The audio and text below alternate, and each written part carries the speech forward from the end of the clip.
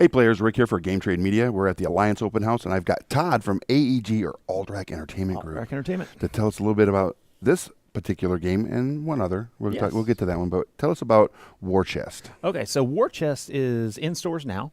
It is a bag-building tactical war game. Okay. So you have chips that represent different units, and at the beginning of the game, every player is going to receive 4 units out of a possible 16. Okay. So you're going to have a different army every time, and you'll have different tactics based on which abilities you have. Every unit has something special they can do. Okay. So, for instance, the light cavalry can move 2 spaces.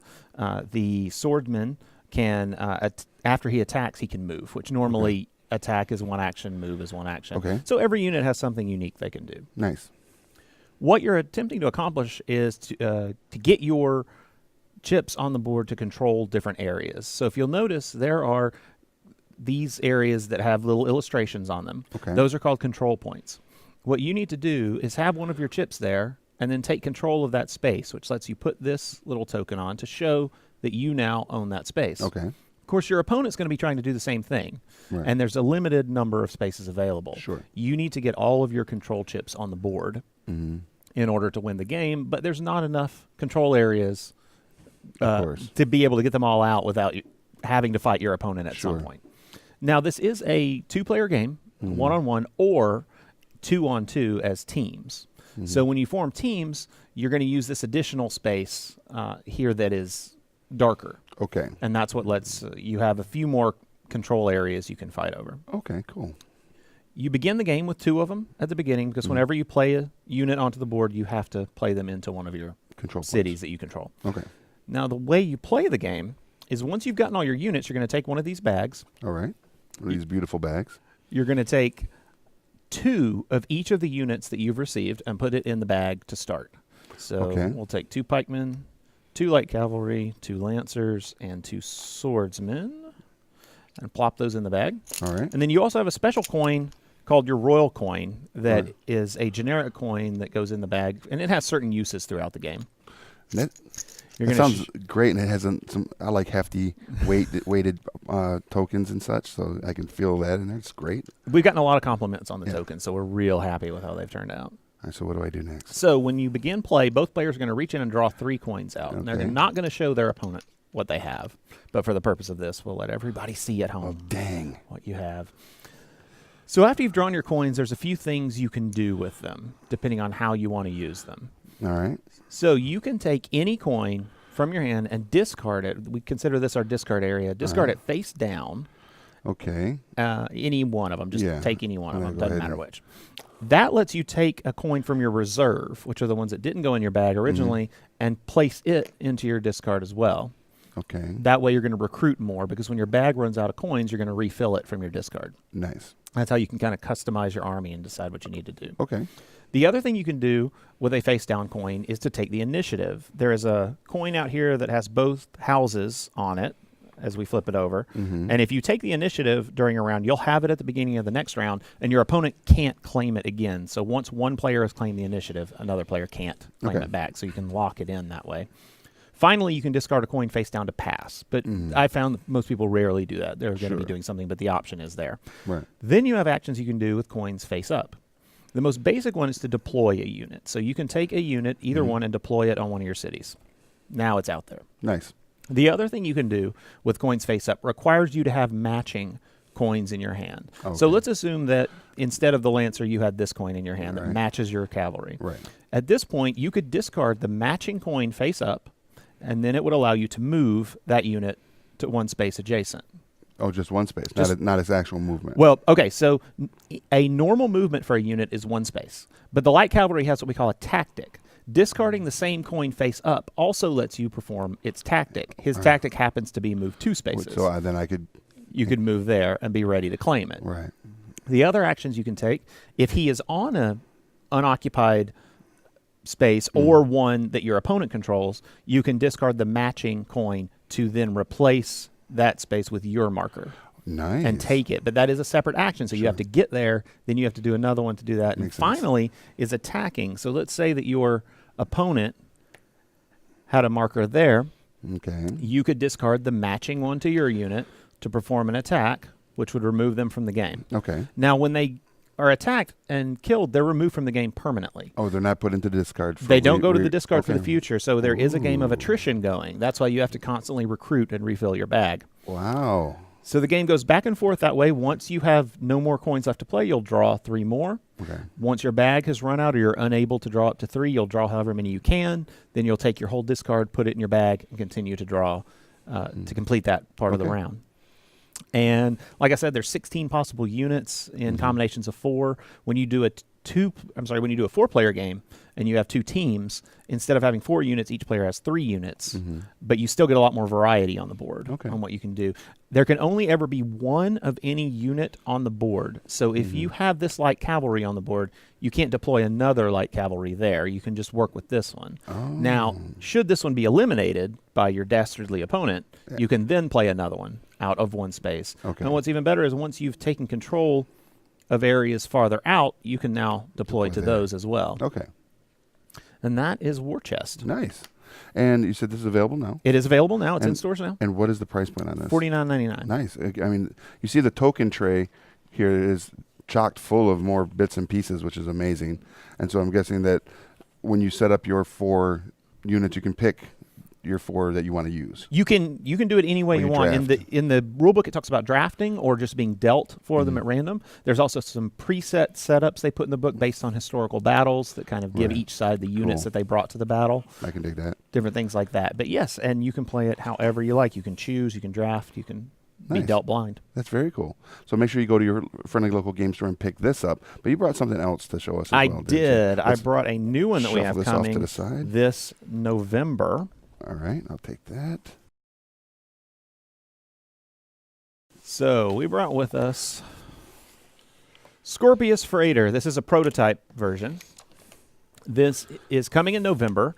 It is a space smuggling game where you're a freighter captain who's trying to smuggle goods into the Scorpis star system. Nice. Because the government's gotten a little tight-fisted there, and they're not letting in what people want. And you see a chance to make a little name for yourself in this. So in the game, I'm going to set up the board very quickly, if you don't mind. In the game, oh, that's cool. You have 3 planets in the star system. And I'm not going to set up all the different things you can collect, but I'm just going to explain to people the neat part of the mechanic. When you want to take an action, there's going to be these 3 ships on the board. And these represent the government's watchdogs. These are like the police ships orbiting the planets. So let's say, for instance, that I have my ship, which is represented by this grid board here. Wow. And again, this is a prototype, so it's not exactly final. And let's say that I want to upgrade part of my ship to add a new hold or something that could collect more goods. I'm going to need to move this ship to the upgrade my hold action, which would then let me take one of the tiles that would be here, add it to my ship. I can now collect more goods, exchange more goods for contracts, and ultimately earn more victory points. Nice.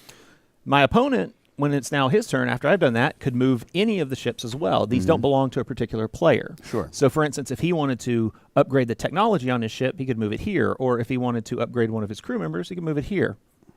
Interesting. Now, you can never move more than 2 spaces at a time. So you can't just race around the whole loop. But whenever any of the ships makes a complete orbit and comes back to this starting spot, whether it lands on it or if you're moving 2 spaces and it moves over it, the player who caused the ship to land on that space is inspected. So they have to take one of their resources from their board and give it up as contraband to the policing ship. Okay. Once any of the 3 ships, any one of them has a full load of contraband on them, the game ends. Oh, wow. They've caught on too much to what y'all are doing and all the smuggling that's going on, and they crack down on the system. Dang it. And so everybody has to hide for a while, and the game's over. Like, dang it, Johnny. Exactly. At that point, whoever has the most victory points, which we also call renown or influence, wins the game. Okay. The idea is we kind of call it the push everyone's luck game. Right. Because as you play along, you're going to notice that everybody doing things is pushing you closer and closer to the end of the game. You're right. It's a cool. really fun game. It's very different than a lot that I've played before because you may end up in a position where you want the game to end quickly, but you can't really force it because you can only move 1 or 2 spaces. Sure. And then other people are trying to slow it down and never picking the one that's getting too full and trying to figure out how to play using the other actions because most of the actions are spread across different planets. Nice. So different things you can do. That's very cool. And this is coming out when? This is coming out in November. Okay. It's called Scorpis Freighter. Scorpis Freighter in November. And what is the price point you guys are looking at this? $59.99. All right. There we go. That's not bad. Considering as I look at the box, it looks like it has a ton of bits, pieces, everything. The miniatures here look great. These are going to be fun. There's lots of cool stuff to play with. For anybody out there that might like to paint miniatures, I don't know anybody that would do anything like that. But if you do like to paint miniatures, this would be a fun little thing to do to give it the whole blue and white police freighter. Oh, yeah. That would be kind of cool. Absolutely. And I like the whole mechanic of they're taking your goods and it fits right in their ship. Right in you there. can see how much they've taken from everybody. It's visually pleasing. I like that. Very cool. Well, thank you. This is by David Short and Matthew Dunstan. Good job, gentlemen. Real quick, I did also want to mention, while I have a captive audience of yours, that Thunderstone Quest, our very successful Kickstarter that we ran, which also came back as a second Kickstarter and was also a big success, is coming to retail this November. Okay. We are going to take the entire Kickstarter content. There's nothing exclusive. Everything will be coming to retail. We are going to divide it up into base set and expansions because it was over 1,500 cards in the original release. So, yeah, we're going to make it a little more palatable for people. But it is all coming, including the solo and co-op content that came out in the second Kickstarter. Okay. That'll all be making its way to retail over time. But the initial base will be coming out in November of this year. Very cool. There you have it, guys. You can get Thunderstone Quest as well coming up in November. November seems like a very good month for y'all. It's going to be an exciting month for us, exactly. Which is a great month because if this is all available in November, those are great. These are going to be great holiday gifts for everybody, and that's awesome. But also, War Chest is out now. Check it out. You can get this and have it ready to play at all of your upcoming holiday events. Halloween, Thanksgiving, Christmas, all the big family gatherings. It'll be amazing. Very cool. Well, thank you, Todd. Awesome. Thank you, Rick. If anybody wants to find out more about the products that Alderac Entertainment is making, where can they go? Go to alderac.com, ALDERAC.com. Okay, and if they're floating around on social media? They can find us at Alderac on Twitter. We're also Alderac on Facebook, and those are the best places to find us. All right. Well, thank you so much for joining us.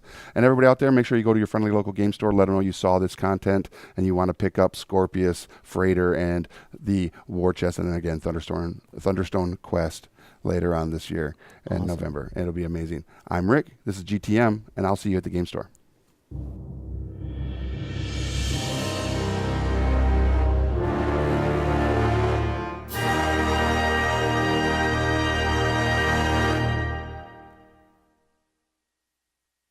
Thanks for watching Game Trade Media. Make sure to leave us a like and click that subscribe button so you don't miss out on any new content.